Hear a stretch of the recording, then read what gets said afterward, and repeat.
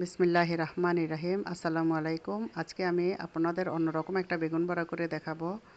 Dalia's blog থেকে আপনাদের স্বাগতম। আমি একটা বেগুন ভালোভাবে ধুয়ে মোটা মোটা করে কেটে নিয়েছি। তারপর লবণ মেখে 10 মিনিটের মতো আমি রেখে দিয়েছিলাম। তো এখন আমি চালের গুঁড়া, বেসন, হলুদের গুঁড়া, মরিচের গুঁড়া আর অল্প পরিমাণে লবণ নিয়ে এই উপকরণগুলি একসাথে মিক্স করে নেব। তারপরে এই বেগুনটার উপরে এই মিশ্রণটি কোট করে নিচ্ছি।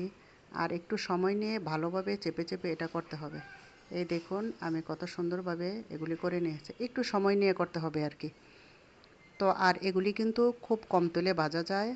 আর চুলার আগুনটা মিডিয়াম রাখতে হবে। আর প্রথমে একটু সাবধানে উল্টাতে হবে, তারপরে আর সমস্যা হবে না। তো আপনারা চাইলে এইভাবে বেগুন বড়াটা করে খেতে পারেন। আর আমি এখানে কয়েকটা কাঁচামরিচও বেজে নিয়েছিলাম। তো এখানে ছিদ্রটা বন্ধ করার সময় আমি হাতের কাছে কিছু পাচ্ছিলাম না, তাই একটা কাঁচামরিচ দিয়ে ছিদ্রটা বন্ধ করে দিয়ে মিডিয়াম আঁচে বেগুনটা আমি ভেজে নিচ্ছি।